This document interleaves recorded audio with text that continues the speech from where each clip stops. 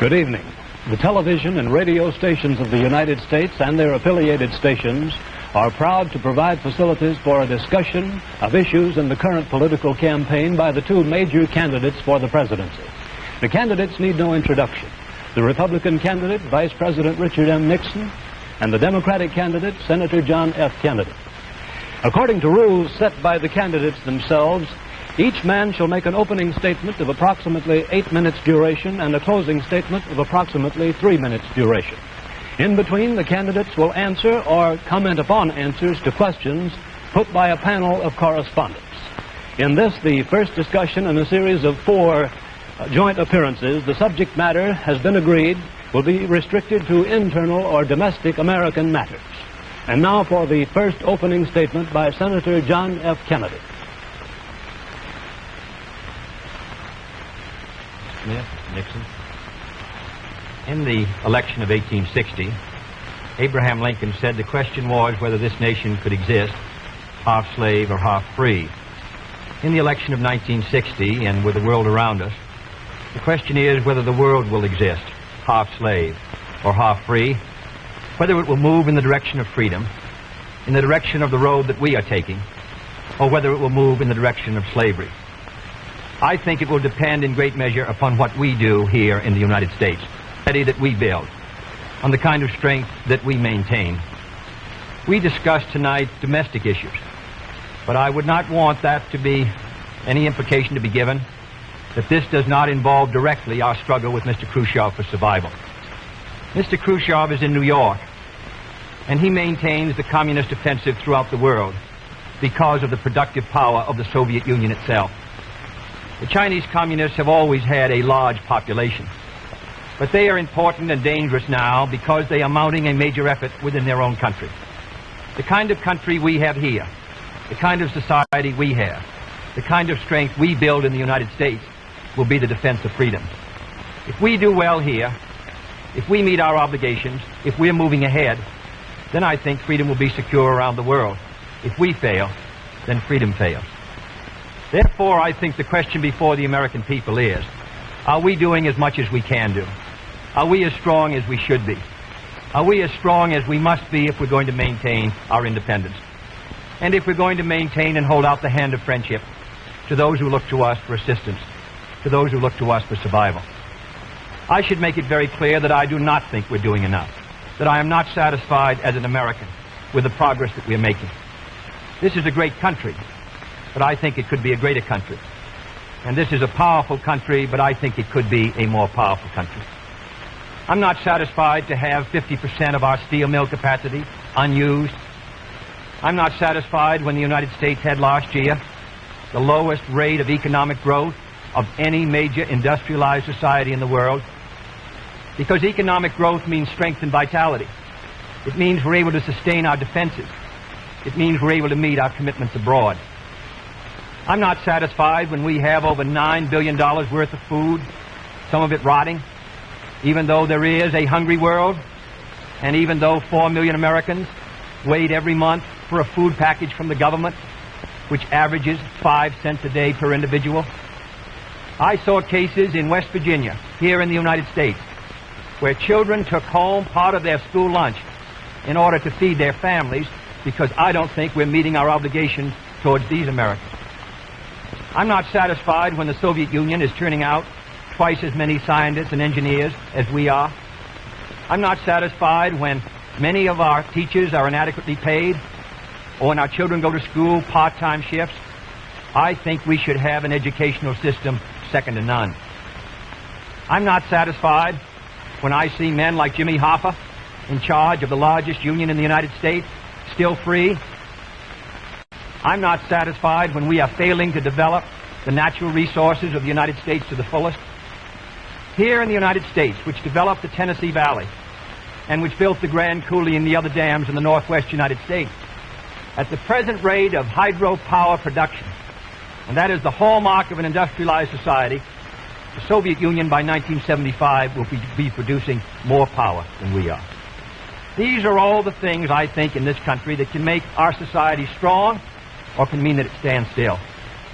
I'm not satisfied until every American enjoys his full constitutional rights. If a Negro baby is born, and this is true also of Puerto Ricans and Mexicans in some of our cities, he has about 1/2 as much chance to get through high school as a white baby. He has 1/3 as much chance to get through college as a white student. He has about 1/3 as much chance to be a professional man, about 1/2 as much chance to own a house. He has about 4 times as much chance that he'll be out of work in his life as the white baby. I think we can do better. I don't want the talents of any American to go to waste. I know that there are those who say that we want to turn everything over to the government. I don't at all. I want the individuals to meet their responsibilities. And I want the states to meet their responsibilities.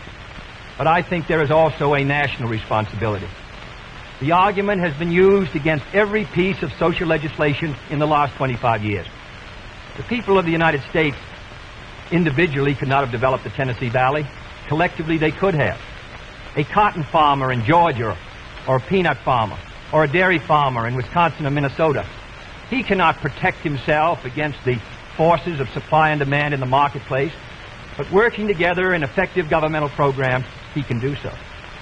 17 million Americans who live over 65 on an average Social Security check of about $78 a month. They're not able to sustain themselves individually, but they can sustain themselves through the Social Security system. I don't believe in big government, but I believe in effective governmental action.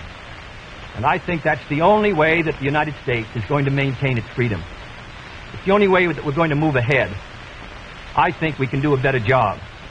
I think we're going to have to do a better job if we are going to meet the responsibilities which time and events have placed upon us.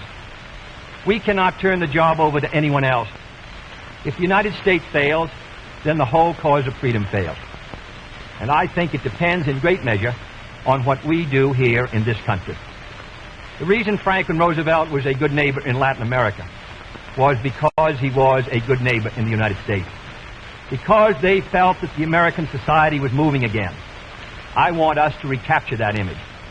I want people in Latin America and Africa and Asia to start to look to America, to see how we're doing things, to wonder what the President of the United States is doing, and not to look at Khrushchev or look at the Chinese communists. That is the obligation upon our generation.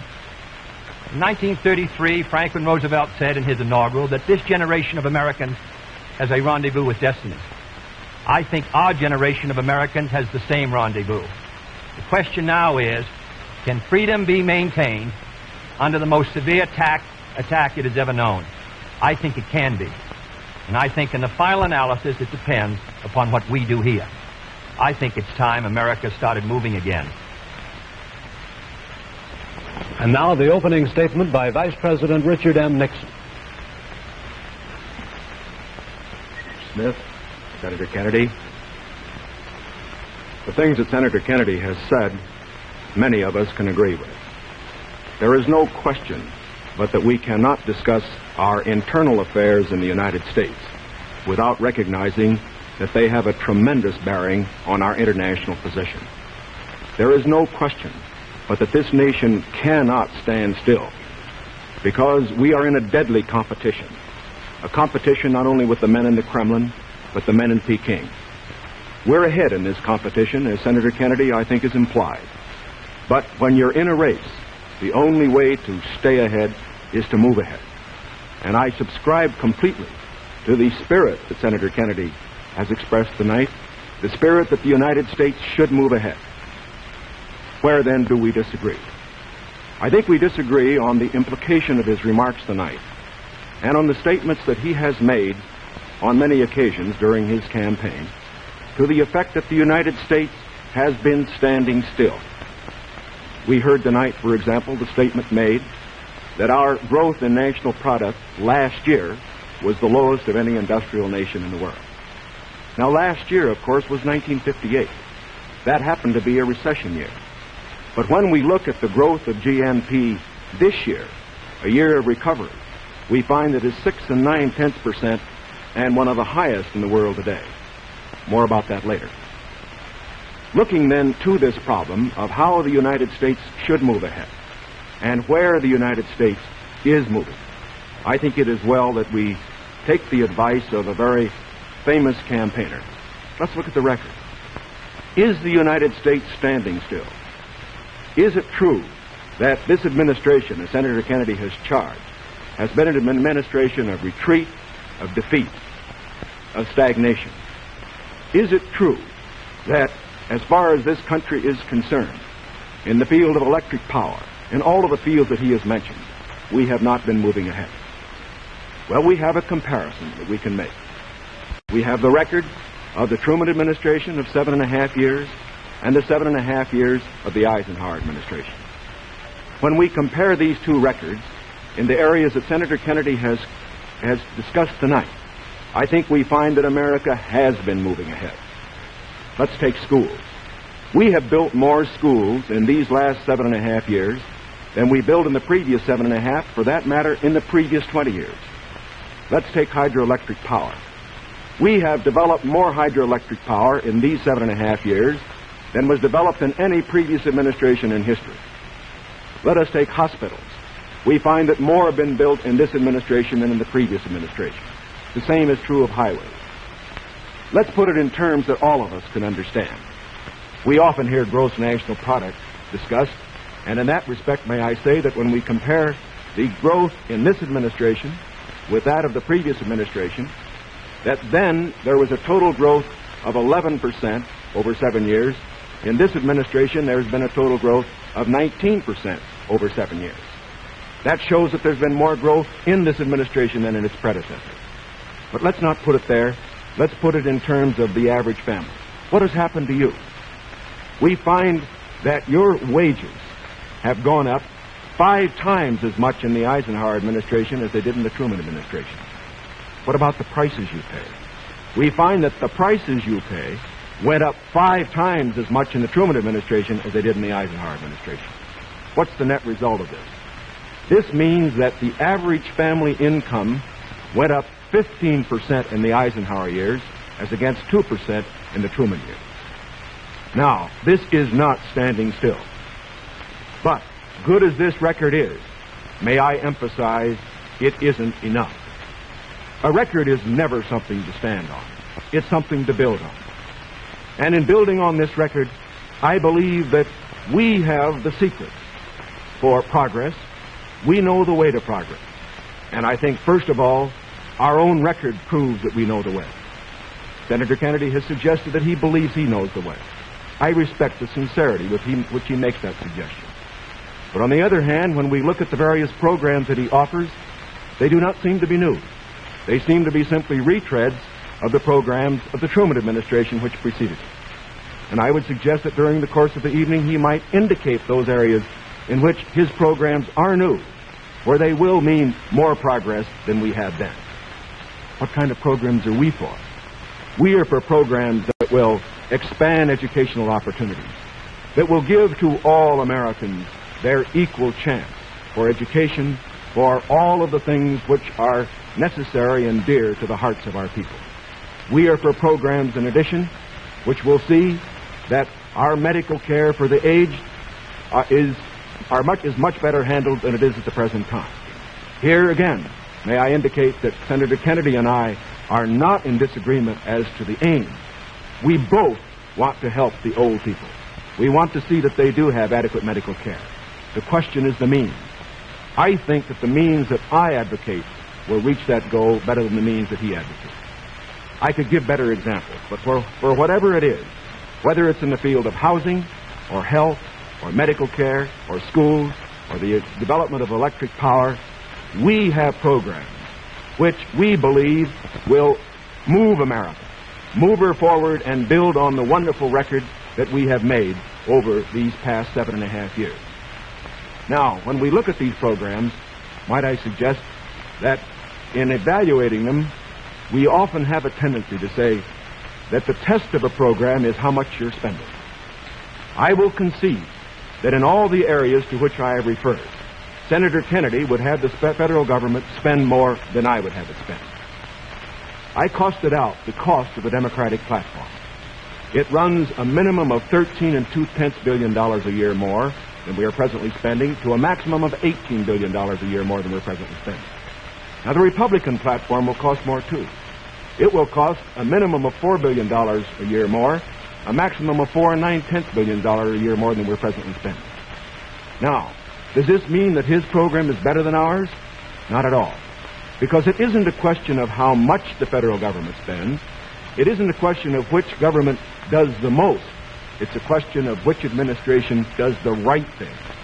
And in our case, I do believe that our programs will stimulate the creative energies of 180 million free Americans. I believe the programs that Senator Kennedy advocates will have a tendency to stifle those creative energies. I believe, in other words, that his programs would lead to the stagnation of the motive power that we need in this country to get progress. The final point that I would like to make is this. Senator Kennedy has suggested in his speeches that we lack compassion for the poor, for the old, and for others that are unfortunate. Let us understand throughout this campaign that his motives and mine are sincere. I know what it means to be poor. I know what it means to see people who are unemployed. I know Senator Kennedy feels as deeply about these problems as I do. But our disagreement is not about the goals for America, but only about the means to reach those goals. Thank you, Mr. Nixon. That completes the opening statements, and now the candidates will answer questions or comment upon one another's answers to questions put by correspondents of the networks. The correspondents. I'm Sander Van Oker, NBC News. I'm Charles Warren, Mutual News. I'm Stuart Novin, CBS News. Bob Fleming, ABC News. The first question to Senator Kennedy from Mr. Fleming. Senator, the Vice President in his campaign has said that you are naive and at times immature. He has raised the question of leadership. On this issue, why do you think people should vote for you rather than the Vice President? Well, the Vice President and I came to the Congress together, 1946. We both served in the Labor Committee. I've been there now for 14 years, the same period of time that he has. So that our experience in government is comparable. Secondly, I think the question is, what are the programs that we advocate? What is the party record that we lead? I come out of the Democratic Party, which in this century has produced Woodrow Wilson and Franklin Roosevelt and Harry Truman, and which supported and sustained these programs which I've discussed tonight. Mr. Nixon comes out of the Republican Party. He was nominated by it. And it is a fact that through most of these last 25 years, the Republican leadership has opposed federal aid for education, medical care for the aged, development of the Tennessee Valley, development of our natural resources. I think Mr. Nixon is an effective leader of his party. I hope he would grant me the same. The question before us is, which point of view and which party do we want to lead the United States? Mr. Nixon, would you like to comment on that statement? I have no comment. The next question, Mr. Novin. Mr. Vice President, your campaign stresses the value of your 8-year experience, and the question arises as to whether that experience was as an observer or as a participant or as an initiator of policy making. Would you tell us, please, specifically what major proposals you have made in the last 8 years that have been adopted by the administration? It would be rather difficult to cover them in 2.5 minutes. I would suggest that these proposals could be mentioned. First, after each of my foreign trips, I have made recommendations that have been adopted. For example, after my first trip abroad, I strongly recommended that we increase our exchange programs, particularly as they related to exchange of persons, of leaders in the labor field and in the information field. After my trip to South America, I made recommendations that a separate inter-American lending agency be set up, which the South American nations would like much better than to participate in the lending agencies which treated all the countries of the world the same. I have made other recommendations after each of the other trips. For example, after my trip abroad to Hungary, I made some recommendations with regard to the Hungarian refugee situation, which were adopted not only by the President, but some of them were enacted into law by the Congress.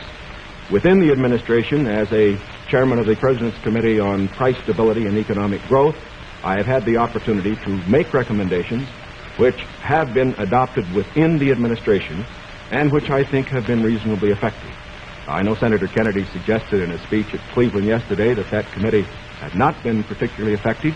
I would only suggest that while we do not take the credit for it, I would not presume to, that since that committee has been formed, the price line has been held very well within the United States. Well, I would say in the latter that and that's what I found somewhat unsatisfactory about the figures, Mr. Nixon, that you used in your previous speech. When you talked about the Truman administration, Mr. Truman came to office in 1944 and at the end of the war, and difficulties that were facing the United States during that period of transition, 1946 when price controls were lifted. So it's rather difficult to use an overall figure of taking those 7.5 years and comparing them to the last 8 years. I'd prefer to take the overall percentage record of the last 20 years of the Democrats and the 8 years of the Republicans to show an overall period of growth. In regard to price stability, I'm not aware that that committee did produce recommendations that ever were certainly before the Congress from the point of view of legislation in regard to controlling prices.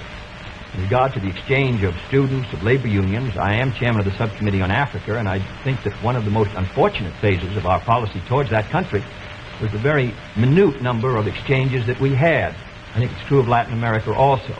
We did come forward with a program of students for the Congo of over 300, which was more than the federal government had for all of Africa the previous year. So that I don't think that we have moved, at least in those two areas, with sufficient vigor. The next question to Senator Kennedy from Mr. Warren.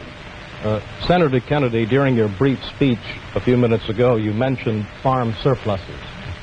I'd like to ask this. It's a fact, I think, the presidential candidates traditionally make promises to farmers.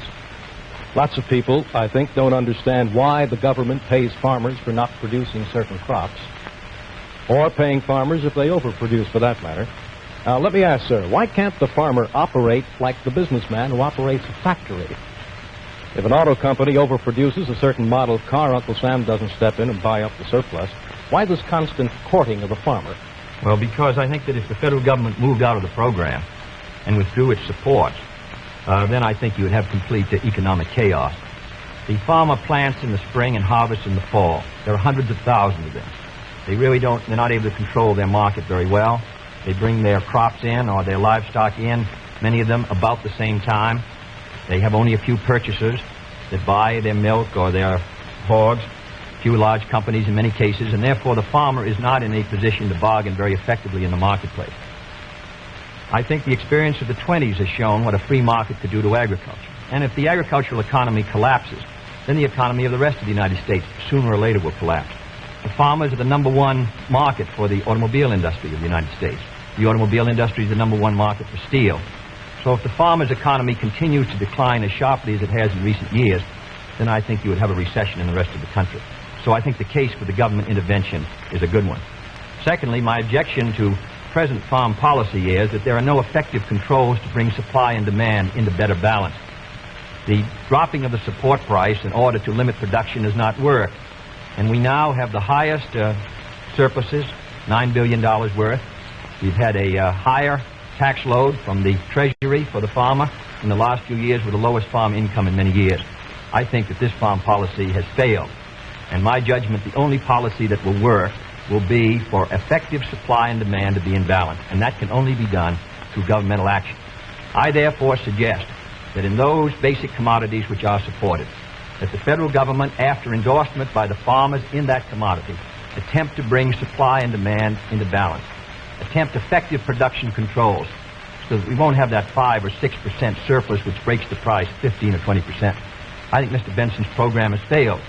And I must say, after reading the Vice President's speech before the farmers as he read mine, I don't believe that it's very much different from Mr. Benson. I don't think it provides effective governmental controls. I think the support prices are tied to the average market price of the last 3 years, which was Mr. Benson's theory. I therefore do not believe that this is a sharp enough breach with the past to give us any hope of success for the future. Mr. Nixon, comment? I, of course, disagree with Senator Kennedy insofar as his suggestion as to what should be done on the farm program. He has made the suggestion that what we need is to move in the direction of more government controls, a suggestion that would also mean raising prices that the consumers pay for products and imposing upon the farmers controls on acreage even far more than they have today. I think this is the wrong direction. I don't think this has worked in the past. I do not think it will work in the future. The program that I have advocated is one which departs from the present program that we have in this respect. It recognizes that the government has a responsibility to get the farmer out of the trouble he presently is in because the government got him into it. And that's the fundamental reason why we can't let the farmer go by himself at the present time. The farmer produced these surpluses because the government asked him to through legislation during the war. Now that we have these surpluses, it's our responsibility to indemnify the farmer during that period that we get rid of the surpluses. Until we get the surpluses off the farmer's back, however, we should have a program, such as I announced, which will see that farm income holds up. But I would propose holding that income up, not through a type of program that Senator Kennedy has suggested that would raise prices, but one that would indemnify the farmer, pay the farmer in kind from the products which are in surplus. The next question to Vice President Nixon from Mr. Van Oker. Mr. Vice President, since the question of executive leadership is a very important campaign issue, I'd like to follow Mr. Noven's question. Now, Republican campaign slogans, you see them on signs around the country as we did last week, say, it's experience that counts. That's over a picture of yourself, sir. Implying that you've had more governmental executive decision-making experience than your opponent. Now, in his news conference on August 24th, President Eisenhower was asked to give one example of a major idea of yours that he adopted. His reply was, and I'm quoting, "If you give me a week, I might think of one. I don't remember." Now, that was a month ago, sir, and the President hasn't brought it up since. And I'm wondering, sir, if you can clarify which version is correct, the one put out by Republican campaign leaders or the one put out by President Eisenhower? Well, I would suggest, Mr. Van Oker, that if you know the President, that was probably a facetious remark. I would also suggest that insofar as his statement is concerned, that I think it would be improper for the President of the United States to disclose the instances in which members of his official family had made recommendations, as I have made them through the years, to him which he has accepted or rejected. The President has always maintained, and very properly so, that he is entitled to get what advice he wants from his cabinet and from his other advisors without disclosing that to anybody, including, as a matter of fact, to Congress. Now, I can only say this. Through the years, I have sat in the National Security Council. I have been in the cabinet. I have met with the legislative leaders. I have met with the President when he made the great decisions with regard to Lebanon, Kimoy Matsu, other matters. The President has asked for my advice. I have given it. Sometimes my advice has been taken. Sometimes it is not. I do not say that I have made the decisions, and I would say that no president should ever allow anybody else to make the major decisions. The President only makes the decisions. All that his advisors do is to give counsel when he asks for it. As far as what experience counts and whether that is experience that counts, that isn't for me to say. I can only say that my experience is there for the people to consider. Senator Kennedy's is there for the people to consider. As he pointed out, we came to the Congress in the same year. His experience has been different from mine. Mine has been in the executive branch. His has been in the legislative branch. I would say that the people now have the opportunity to evaluate his as against mine, and I think both he and I are going to abide by whatever the people decide. Senator Kennedy? Well, I'll just say that the question is of experience, and the question also is what our judgment is of the future, and what our goals are for the United States, and what ability we have to implement those goals. Abraham Lincoln came to the presidency in 1860 after a rather little-known session in the House of Representatives, and after being defeated for the Senate in 58 and was a distinguished president.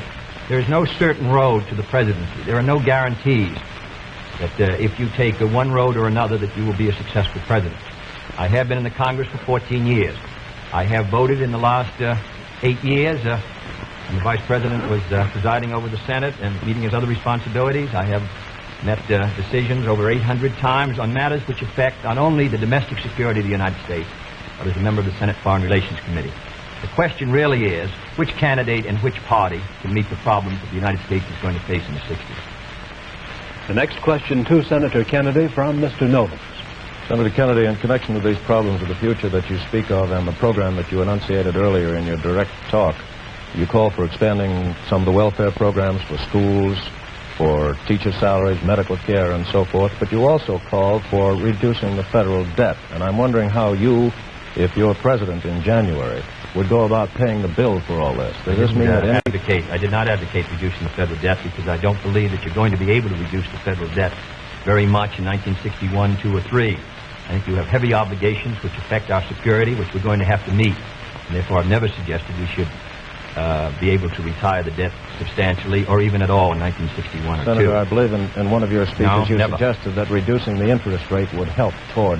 No, not reducing the interest. Reducing the interest rate, in my judgment, the hard money, tight money policy, fiscal policy of this administration has contributed to the slowdown in our economy, which helped bring the recession of 54, which made the recession of 58 rather intense, and which has slowed somewhat our economic activity in 1960.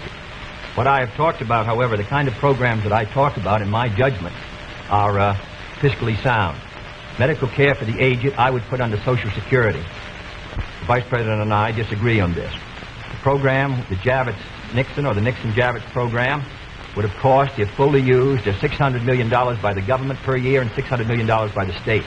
The program which I advocated, which failed by 5 votes in the United States Senate, would have put medical care for the aged in Social Security and would have been paid for through the Social Security system and the Social Security tax. Secondly, I support federal aid to education and federal aid for teachers' salaries. I think that's a good investment. I think we're going to have to do it. And I think to heap the burden further on the property tax, which is already strained in many of our communities, will ensure, in my opinion, that many of our children will not be adequately educated and many of our teachers not adequately compensated. There is no greater return to an economy or to a society than an educational system second to none. On the question of the development of natural resources, I would pay as you go, in the sense that they would be balanced and the power revenues would bring back sufficient money to finance the projects, in the same way as the Tennessee Valley. I believe in the balanced budget, and the only conditions under which I would unbalance the budget would be if there was a grave national emergency or a serious recession. Otherwise, with a steady rate of economic growth, and Mr. Nixon and Mr. Rockefeller in their meeting said a 5% economic growth would bring by 1962 $10 billion extra in tax revenues. Whatever is brought in, I think that we can finance essential programs within a balanced budget if business remains orderly. Yes, I think what Mr. Novin was referring to was not one of Senator Kennedy's speeches, but the Democratic platform, which did mention cutting the national debt. I think, too, that it should be pointed out that, of course, it is not possible, particularly under the proposals that Senator Kennedy has advocated, either to cut the national debt or to reduce taxes. As a matter of fact, it will be necessary to raise taxes. As Senator Kennedy points out, that as far as his one proposal is concerned, the one for medical care for the aged, that would be financed out of Social Security. That, however, is raising taxes for those who pay Social Security. He points out that he would make pay-as-you-go be the basis for our natural resources development. For our natural resources development, which I also support incidentally, however, whenever you appropriate money for one of these projects, you have to pay now and appropriate the money, and while they eventually do pay out, it doesn't mean that the government doesn't have to put out the money this year. And so I would say that in all of these proposals that Senator Kennedy has made, they will result in one of two things. Either he has to raise taxes or he has to unbalance the budget. If he unbalances the budget, that means you have inflation, and that will be, of course, a very cruel blow to the very people, the older people that we've been talking about. As far as aid for school construction is concerned, I favor that, as Senator Kennedy did in January of this year, when he said he favored that rather than aid to teacher salaries. I favor that because I believe that's the best way to aid our schools without running any risk whatever of the federal government telling our teachers what to teach. The next question to Vice President Nixon from Mr. Warren. Mr. Vice President, you mentioned schools. It was just yesterday, I think you asked for a crash program to raise education standards. And this evening you talked about advances in education. Mr. Vice President, you said it was back in 1957 that salaries paid to school teachers were nothing short of a national disgrace. Higher salaries for teachers, you added, were important, and if the situation wasn't corrected, it would lead to a national disaster. Yet you refused to vote in the Senate in order to break a tie vote when that single vote, if it had been yes, would have granted salary increases to teachers. I wonder if you could explain that, sir. Awfully glad you got that question, because, as you know, I got into it at the last of my other question, wasn't able to complete the argument. I think that the reason that I voted against having the federal government pay teacher salaries was probably the very reason that concerned Senator Kennedy when in January of this year, in his kickoff press conference, he said that he favored aid for school construction, but at that time did not feel that there should be aid for teacher salaries. At least that's the way I read his remarks. Now, why should there be any question about the federal government aiding teacher salaries? Why did Senator Kennedy take that position then? Why do I take it now? We both took it then, and I take it now for this reason. We want higher teacher salaries. We need higher teacher salaries. But we also want our education to be free of federal control. When the federal government gets the power to pay teachers, inevitably, in my opinion, it will acquire the power to set standards and to tell the teachers what to teach. I think this would be bad for the country. I think it would be bad for the teaching profession. There is another point that should be made. I favor higher salaries for teachers. But as Senator Kennedy said in January of this year in the same press conference, the way that you get higher salaries for teachers is to support school construction, which means that all the local school districts in the various states then have money which is freed to raise the standards for teacher salaries. I should also point out this. Once you put the responsibility on the federal government for paying a portion of teacher salaries, your local communities and your states are not going to meet the responsibility as much as they should. I believe, in other words, that we have seen the local communities in the state assuming more of that responsibility. Teacher salaries, very fortunately, have gone up 50% in the last 8 years, as against only a 34% rise for other salaries. This is not enough. It should be more.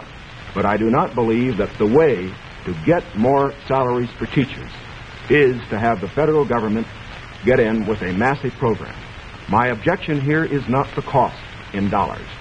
My objection here is the potential cost in controls and eventual freedom for the American people by giving the federal government power over education. And that is the greatest power a government can have. Senator Kennedy's comment? When the Vice President quotes me in January 60, I do not believe the federal government should pay directly teacher salaries, but that was not the issue before the Senate in February. The issue before the Senate was that the money would be given to the state. The state then could determine whether the money would be spent for school construction or teacher salary. On that question, the Vice President and I disagreed. I voted in favor of that proposal and supported it strongly because I think that that provided assistance to our teachers for their salaries without any chance of federal control. And it is on that vote that Mr. Nixon and I disagreed, and his tie vote defeated. His breaking the tie defeated the proposal. I don't want the federal government paying teachers' salaries directly. But if the money will go to the states, and the states can then determine whether it shall go for school construction or for teachers' salaries, in my opinion, you protect the local authority over the school board and the school committee. And therefore, I think that was a sound proposal, and that is why I supported it, and I regret that it did not pass. Secondly, there have been statements made that the Democratic platform would cost a good deal of money, and that I'm in favor of unbalancing the budget. That is wholly wrong, wholly in error, and it is a fact that in the last 8 years, the Democratic Congress has reduced the request for the appropriation by over $10 billion. That is not my view, and I think it ought to be stated very clearly on the record. My view is that you can do these programs, and they should be carefully drawn within a balanced budget if our economy is moving ahead. The next question to Senator Kennedy from Mr. Van Oker. Senator, you've been promising the voters that if you are elected president, you'll try and push through Congress bills on medical aid to the aged, a comprehensive minimum hourly wage bill, federal aid to education. Now, in the August post-convention session of the Congress, when you at least held up the possibility you could one day be president, and when you had overwhelming majorities, especially in the Senate, you could not get action on these bills. Now, how do you feel that you'll be able to get them in January if you weren't able to get them in August? If I may take the bills, we did pass in the Senate a bill to provide a $1.25 minimum wage. It failed because the House did not pass it, and the House failed by 11 votes. And I might say that 2/3 of the Republicans in the House voted against a $1.25 minimum wage, and a majority of the Democrats sustained it. Nearly 2/3 of them voted for the $1.25. We were threatened by a veto if we passed $1.25. And it's extremely difficult, with the great power that the President does, to pass any bill when the President is opposing. All the President needs to sustain his veto of any bill is 1/3 plus 1 in either the House or the Senate. Second, we passed a federal aid to education bill in the Senate. It failed to come to the floor of the House of Representatives. It was killed in the Rules Committee. And it is a fact in the August session that the 4 members of the Rules Committee who were Republicans, joining with 2 Democrats, voted against sending the education bill to the floor of the House. 4 Democrats voted for it. Every Republican on the Rules Committee voted against sending that bill to be considered by the members of the House of Representatives. Thirdly, on medical care for the aged. This is the same fight that's been going on for 25 years in Social Security. We wanted to tie it to Social Security. We offered an amendment to do so. 44 Democrats voted for it. 1 Republican voted for it. And we were informed at the time it came to a vote that if it was adopted, the President of the United States would veto it. In my judgment, a vigorous Democratic president, supported by a Democratic majority in the House and Senate, can win the support for these programs. But if you send a Republican president and a Democratic majority, and the threat of a veto hangs over the Congress, in my judgment, you will continue what happened in the August session, which is a clash of parties and inaction. Mr. Nixon, comment? Well, obviously, my views are a little different. First of all, I don't see how it's possible for a 1/3 of a body, such as the Republicans have in the House and the Senate, to stop 2/3 if the 2/3 are adequately led. I would say, too, that when Senator Kennedy refers to the action of the House Rules Committee, there are 8 Democrats on that committee and 4 Republicans. It would seem to me, again, that it is very difficult to blame the 4 Republicans for the 8 Democrats not getting something through that particular committee. I would say further that to blame the President and his veto power for the inability of the Senator and his colleague to get action in this special session misses the mark. When the President exercises his veto power, he has to have the people behind him, not just 1/3 of the Congress. Because let's consider it. If the majority of the members of the Congress felt that these particular proposals were good issues, majority of those who were Democrats, why didn't they pass them and send them to the President and get a veto and have an issue? The reason why these particular bills in these various fields that have been mentioned were not passed was not because the President was against them. It was because the people were against them. It was because they were too extreme. And I am convinced that the alternate proposals that I have, that the Republicans have in the field of health, in the field of education, in the field of welfare, because they are not extreme, because they will accomplish the end without too great cost in dollars or in freedom, that they could get through the next Congress. The next question to Vice President Nixon from Mr. Fleming. Mr. Vice President, do I take it then you believe that you could work better with Democratic majorities in the House and Senate, and Senator Kennedy could work with Democratic majorities in the House and Senate? I would say this, that we, of course, expect to pick up some seats in both in the House and the Senate. We would hope to control the House, to get a majority in the House in this election. We cannot, of course, control the Senate. I would say that a president will be able to lead. A president will be able to get his program through to the effect that he has the support of the country, the support of the people. Sometimes we get the opinion that in getting programs through the House or the Senate, it's purely a question of legislative finagling and all that sort of thing. It isn't really that. Whenever a majority of the people are for a program, the House and the Senate responds to it. And whether this House and Senate in the next session is Democratic or Republican, if the country will have voted for the candidate for the presidency and for the proposals that he has made, I believe that you will find that the president, if it were a Republican, as it would be in my case, would be able to get his program through that Congress. Now, I also say that as far as Senator Kennedy's proposals are concerned, that, again, the question is not simply one of a presidential veto stopping programs.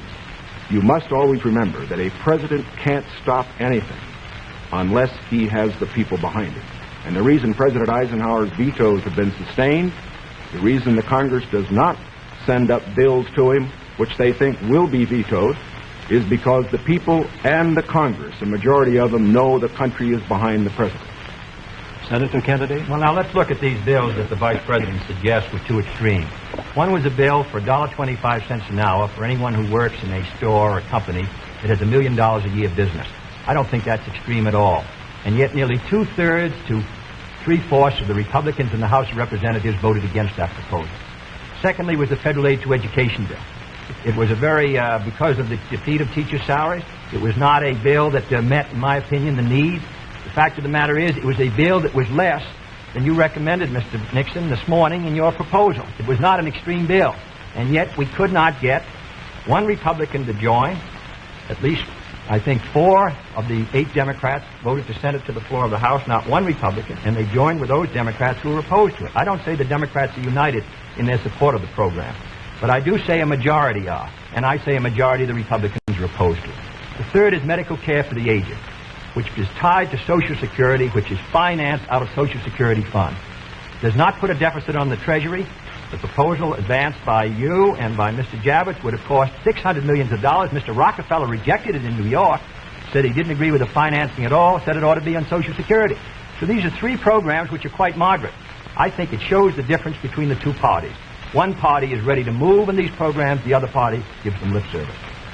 Mr. Warren's question for Senator Kennedy. Senator Kennedy, on another subject, communism is so often described as an ideology or a belief that exists somewhere other than in the United States.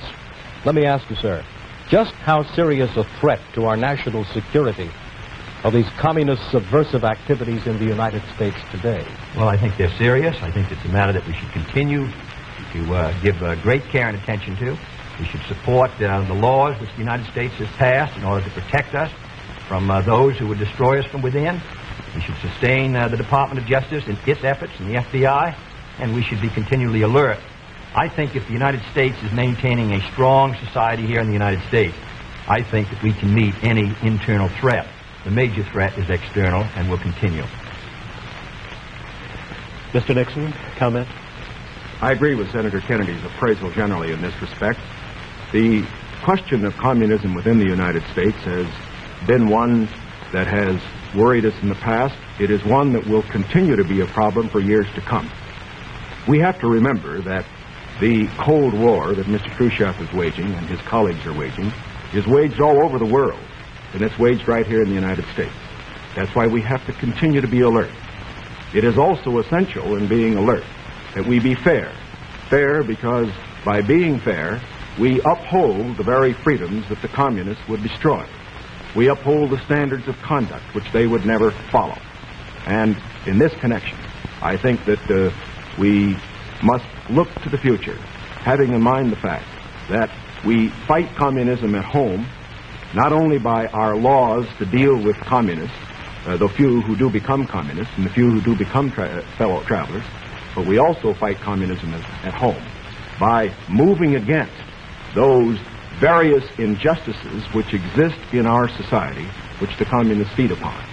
And in that connection, I again would say that while Senator Kennedy says we are for the status quo, I do believe that he would agree that I am just as sincere in believing that my proposals for federal aid to education, my proposals for health care, are just as sincerely held as his. The question, again, is not one of goals. We're for those goals. It's one of means. Mr. Van Oker's question for Vice President Nixon. Mr. Vice President, in one of your earlier statements, you said, we've moved ahead, we've built more schools, we've built more hospitals. Now, sir, isn't it true that the building of more schools is a local matter for financing? Were you claiming that the Eisenhower administration was responsible for the building of these schools, or is it the local school districts that provide for them? Not at all. As a matter of fact, your question brings out a point that I'm very glad to make. Too often, in appraising whether we are moving ahead or not, we think only of what the federal government is doing. Now, that isn't the test of whether America moves. The test of whether America moves is whether the federal government, plus the state government, plus the local government, plus the biggest segment of all, individual enterprise, moves. We have, for example, a gross national product of approximately $500 billion. Roughly $100 billion to $125 billion of that is the result of government activity. $400 billion, approximately, is a result of what individuals do. Now, the reason the Eisenhower administration has moved, the reason that we've had the funds, for example, locally, to build the schools and the hospitals and the highways, to make the progress that we have is because this administration has encouraged individual enterprise. And it has resulted in the greatest expansion of the private sector of the economy that has ever been witnessed in an 8-year period. And that is growth. That is the growth that we are looking for. It is the growth that this administration has supported and that its policies have stimulated. Senator Kennedy? Well, I must say, I think the reason that the schools have been constructed is because the local school districts were willing to increase the property taxes to a tremendously high figure. In my opinion, almost to the point of diminishing returns in order to sustain these schools.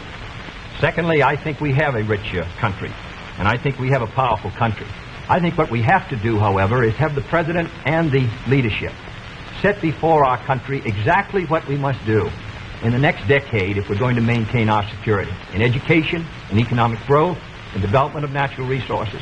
The Soviet Union is making great gains. It isn't enough to compare what might have been done 8 years ago, or 10 years ago, or 15 years ago, or 20 years ago. I want to compare what we're doing with what our adversaries are doing, so that by the year 1970, the United States is ahead in education, in health, in building, in homes, in economic strength. I think that's the big assignment, the big task, the big function of the federal government. Can I have the summation time, please? We've completed our questions and our comments, and in just a moment we'll have the summation time. This will allow 3 minutes and 20 seconds for the summation by each candidate. 3 minutes and 20 seconds for each candidate. Vice President Nixon, will you make the first summation? Thank you, Mr. Smith. Senator Kennedy, first of all, I think it is well to put in perspective where we really do stand with regard to the Soviet Union in this whole matter of growth. The Soviet Union has been moving faster than we have, but the reason for that is obvious. They start from a much lower base. Although they have been moving faster in growth than we have, we find, for example, today, that their total gross national product is only 44% of our total gross national product. That's the same percentage that it was 20 years ago.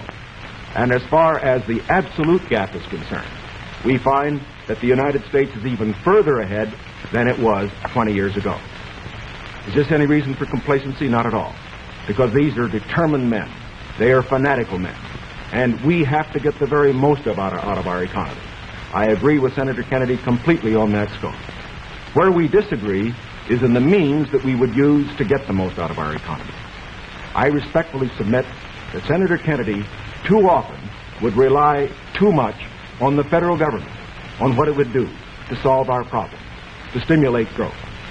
I believe that when we examine the Democratic platform, when we examine the proposals that he has discussed tonight, when we compare them with the proposals that I have made, that these proposals that he makes would not result in greater growth for this country than would be the case if we followed the programs that I had advocated.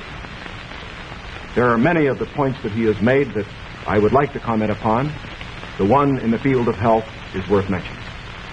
Our health program, the one that Senator Javits and other Republican senators as well as I supported, is one that provides for all people over 65 who want health insurance the opportunity to have it if they want it. It provides a choice of having either government insurance or private insurance.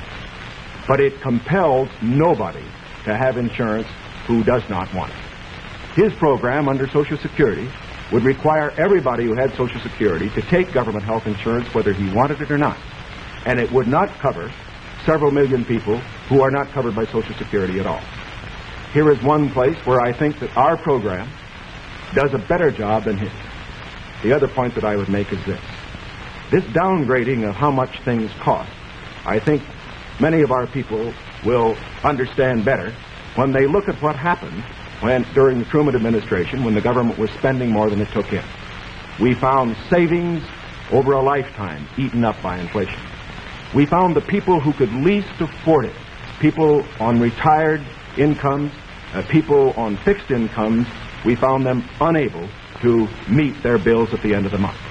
It is essential that a man who's president of this country certainly stand for every program that will mean for growth. And I stand for programs that will mean growth and progress. But it is also essential that he not allow a dollar spent that could be better spent by the people themselves. Senator Kennedy, your conclusion? The point was made by Mr. Nixon that the Soviet production is only 44% of ours. I must say that 44% in that Soviet country is causing us a good deal of trouble tonight. I want to make sure that it stays in that relationship. I don't want to see the day when it's 60% of ours and 70 and 75 and 80 and 90% of ours, with all the force and power that it could bring to bear in order to cause our destruction. Secondly, the Vice President mentioned medical care for the aged. Our program was an amendment to the Kerr bill. The Kerr bill provided assistance to all those who were not on Social Security. I think it's a very clear contrast. In 1935, when the Social Security Act was written, 94 out of 95 Republicans voted against it. Mr. Landon ran in 1936 to repeal it. In August of 1960, when we tried to get it again, but this time for medical care, we received the support of one Republican in the Senate on this occasion. Thirdly, I think the question before the American people is, as they look at this country and as they look at the world around them, the goals are the same for all Americans. The means are at question. The means are at issue.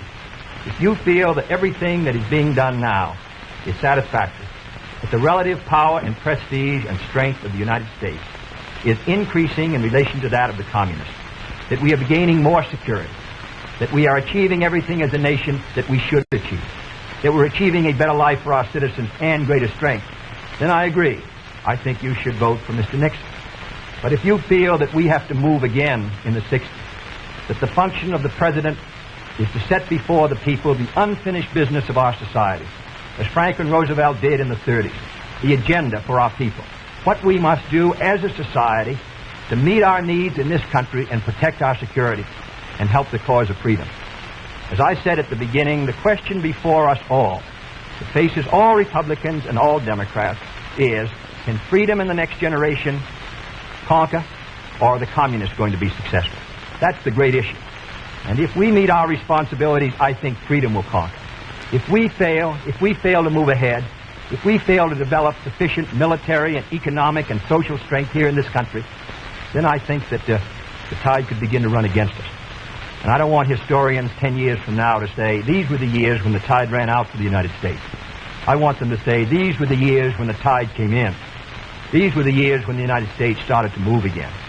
That's the question before the American people, and only you can decide what you want this country to be, what you want to do with the future. I think we're ready to move, and it is to that great task, if we're successful, that we will address ourselves.